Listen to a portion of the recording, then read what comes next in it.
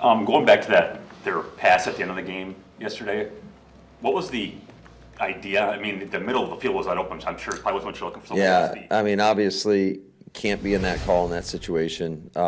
There's a cutoff time for that, and usually for us, it's 12 seconds is the cutoff. There was 15 seconds, but where the breakdown in communication occurred was, if you stop them short of the line to gain, then I mean they can't clock the ball. It's fourth down, so you're not going to get another play. So, ultimately that's on me. You would have preferred to send more guys at him, or are you saying You just got to play a different call. I have no problem playing the outside leverage. You just need a robber or a low hole player at the line to gain because they're running, they put a bunch into the boundary or trips into the boundary, and they're trying to get the ball out of bounds if you allow them to, and that's why you play severe outside leverage. CV's playing outside leverage. It's just we had three guys deep, and I mean two deep, where they get an 18-yard gain right there and able to clock the ball. And I mean, you talk about a game of inches. I mean, it really was. I mean, Carl Brooks almost got another one, but it was just they were a little bit too close.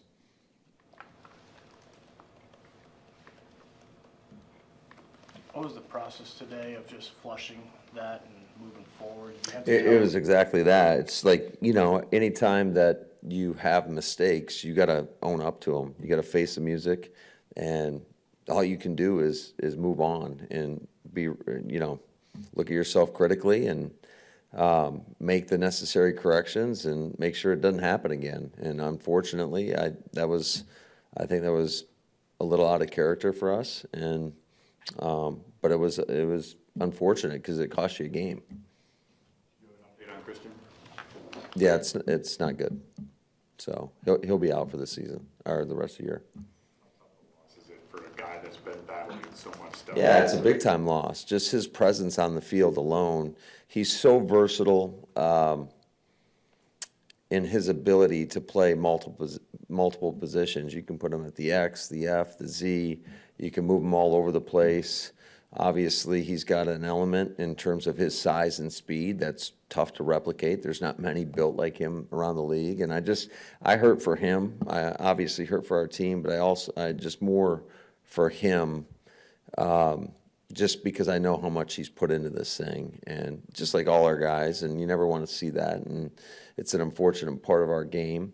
But like I told him, I know he'll attack it the right way. He'll handle the adversity. It'll just be a bump in the road for him, and I think he'll come back better. That's just how he is built.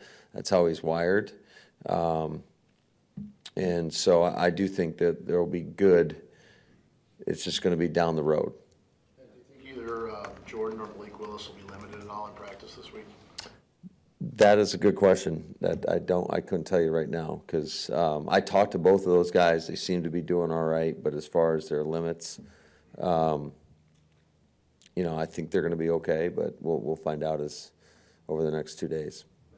Going back to Christian, I know you don't have the ability to see the future, but looking back now, were you planning on not playing him if Romeo wasn't sick, and should you have just gone with 4 active wide receivers? Yeah, we talked about it all, to be honest with you, and I never want to say one event impacts the other event because he came to us, I think on Friday, and just said, hey, if I go and practice today, can I be up? And at the time, he was going to be limited regardless, and we were going into this game with just, all right, you got limited amount of snaps when that spot became available, but there was a lot of discussion into it.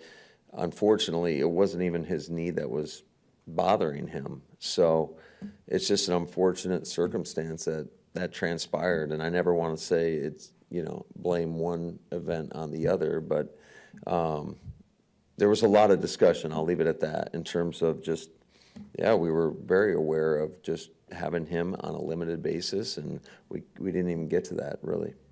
And if the Eagles go back and watch that Vikings game and just say, all right, let's just keep everything in front without Watson, how do you guys generate movement down the field and even some explosives. Yeah, I think just going back and watching Philly, I've got a pretty good jump on them this morning, and I mean, week one feels like a season ago, literally, and I just feel like the defenses. I mean, they're humming right now. It's a very talented defense. You can tell that they've got everybody on the same page. It's much more difficult to get some of those explosive gains. So I would tell you that it's going to be very important for us, for our offense to be efficient, stay ahead of the sticks. They got superstars on every level of the defense. So we're going to have to make sure that we're doing a good job of taking what's there and churning out and fighting for every inch on the field on Sunday. Was Romeo back in the building? Is he better? He was, yeah. He's feeling better. So Christian did tear his ACL? That is confirmed, yes. Matt, how much hope or optimism do you have for Evan Williams this week? Well, until he gets out there, I'd say he's questionable until he proves otherwise. But I think he's moving around a little bit better. But we got to play it through the week, and then I can give you a better answer towards the end of the week. How about Quay? I'm sorry. How about Quay as far as since we're talking about injured guys? Yeah, I'm optimistic, but we'll see. I mean, he's another guy in the same boat, and he hasn't practiced, so we got to see how he's looking out there, moving around, and see where he's at. Potentially have 2 roster spots. Could you do it? Is there anything you might do with those in terms of? Yeah, that's something that Goody and I talked about this morning. Is there anybody who could come in and, I mean, actually? I think we're looking at everything right now. Zane's still in concussion protocol. He is. What do you need to see Jordan do to get the accuracy back to where we've seen it be before in the past? Is that Yeah, I don't want to put it just on him. It's everybody. We got to make sure we're doing a good job in the pocket, having firm pockets. There's been a few times where, like there was an example. I want to say it was the first third down of the game where he's working through, or maybe it was the second one. Anyway, where he's working through his progression, try to hit Chris Brooks on a check down, and like we're getting too much push. So it's everybody. There's a couple plays, as there always is, that you'd like to have back, and it's just about taking what is there, reading with your feet, taking what the defense is giving you, and going to the right place with the ball. Where we just gotta, that's going to be critical in this game moving forward in order for us to stay efficient, to stay on schedule, and have success offensively. So, Matt, there were times this year where your passing game was really humming, right? So it's not just him, but what do you need Jordan to do? What do you need to do better as a play caller? Yeah. What do you need? Well, you always like to get number one open. I mean, that's the idea. Sometimes it can be difficult depending on how many different coverages teams play, where you're calling something for a certain coverage, and if you get the look, you're usually in pretty good shape, and if you get something different, you have to have an answer, and that's why I think, all-purpose plays are at a premium. You always want all-purpose plays where at least at a bare minimum you can get a check down, and certain teams might do different things to you that can limit your possibilities for those checkdowns, but I think it just goes all in the planning portion of it, is just making sure we have sound football plays, and at least you have an outlet to go with the football. So like when the Vikings play more man than you anticipated, did you feel like you didn't have as many answers as you? There was a couple plays, I would say, in that game, not to rehash the past, but yeah, where you're anticipating something where you just never want to have, I would say, stagnant routes that are sitting down, not running away from people, because they're probably going to be gloved if your initial concept does not work. You mentioned you've got a pretty good start on Philly. Where is your defense going to be tested the most with Saquon? Everywhere. He's obviously the season he's had is, he's dynamic, and he hurt us when we played him the first game of the season in terms of not only running the ball, but he caught a rail route out of the backfield. So he's a guy that you absolutely have to have eyes on, have vision on, and making sure that you have a plan for him. And they do such a great job because there's other weapons out there too. And then you got to contain the quarterback, and they got one of the top offensive lines in the National Football League. So we'll definitely have our work cut out for us. But I think our guys are eager for the opportunity, to be into the dance.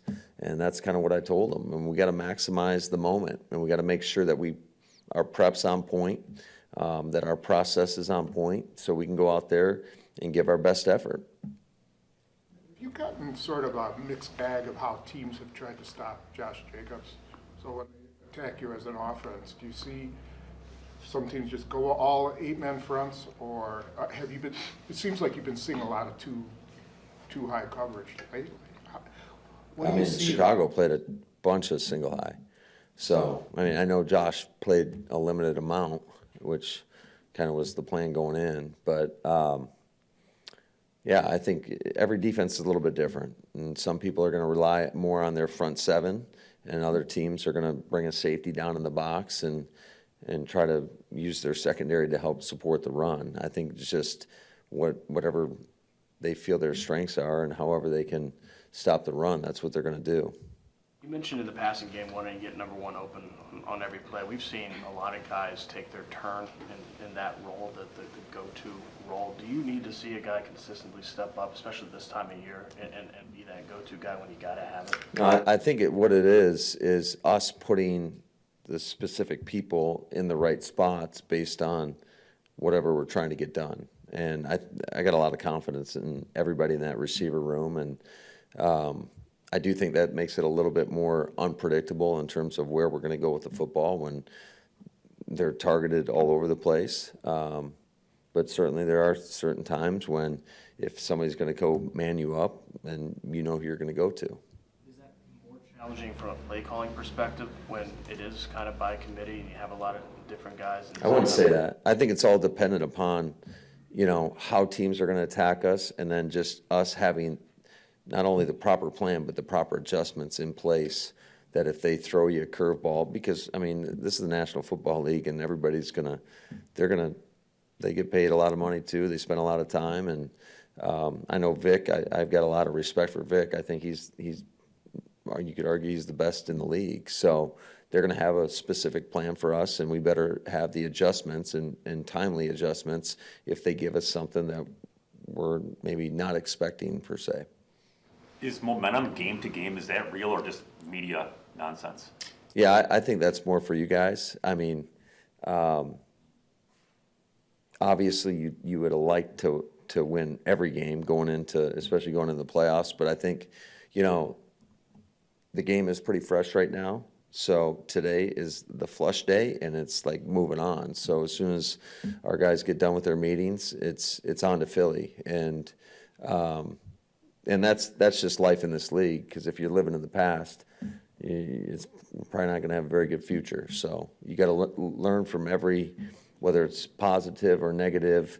And unfortunately, a lot of times you learn more from the tough lessons than you do from your successes. But you got to be resilient. You got to keep turning the page and just get back to work. The meetings today are your standard Monday meetings where you rehash the game before and you wait until that process is in to go move on? Correct. Bo only has a handful of catches this year after that run he went on last year. Do you think, teams will still respect kind of what he can do down the field, and do you have to call on him more with Christian? Yeah, potentially. And Bo made a couple plays in that Minnesota game versus bad leverage, and he's a guy that we got a lot of confidence in. If given the opportunity, I think he'll make the play. So Matt, you can't live in the past, so what do you take from the last 2 weeks that you can apply moving forward, both for you and for your team, so it's useful, that the lessons, what are the lessons you're taking from I would say that we have got to be more detailed. It's been a little sloppy, and that's in every phase. And one of the things I challenged our guys on is it's, again, process over results, because if your process is right, if you're playing and doing your 1/11th, playing with the right fundamentals, playing with the right pad level, playing the right technique, then I think those results will come.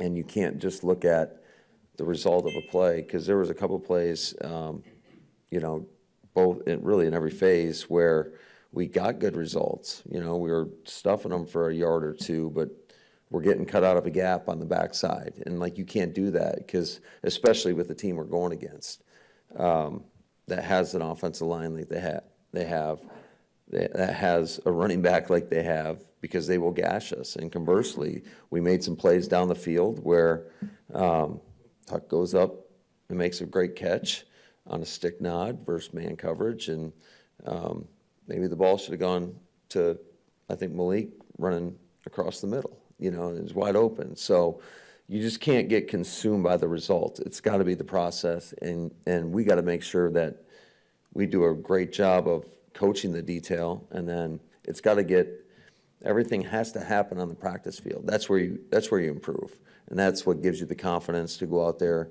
on game day and perform at a high level. Talking about sloppiness, you're talking about pad level running. Yeah, I just think there's a lot of things. There's a lot of things that, you know, that we can work on in every phase, that just, there's got to be a standard for how you play every snap. And when it's not getting to that standard, typically what's going to happen is you're not going to get the results that you want. And that, I would say, showed up yesterday in the game. I'm not trying to belabor the point, but when you get to this point in the season, you have been pretty detailed. You haven't been sloppy for most of the season. So when you look at that, why would that happen at this point in the season now? That's a great question. And, you know, it wouldn't have happened if I knew that. You know, there's some things we're going to tweak with our practice schedule. You know, a lot of times when you get to this point of the season, you want to take a little bit off their bodies. So we've had a little bit more walkthrough. So I think we got to get back to practicing on a daily basis, and whether it doesn't necessarily mean that we're going to do the same number of reps that we did week 1 of the season, but I think the consistency of which you practice allows you to go out and play a little bit more consistent on Sunday. Does it help to pare down some of what you're doing, so that, you know, you're better at what you're doing instead of better at everything? Yeah, I mean, I think we do pare it down, especially when we get to a game plan. And a lot of the times, I don't care whether it's offensively, defensively, or on special teams, you're doing a lot of the same things. You're just dressing it up and making it look a little bit different. So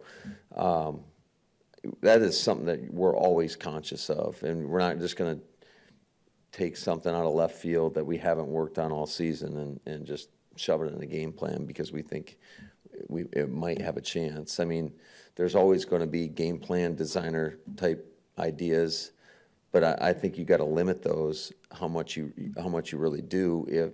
If it's all goes back to how much time on task do you have, and if you don't have time on task, then it's hard to expect your guys to go out there on game day and perform that at a high level.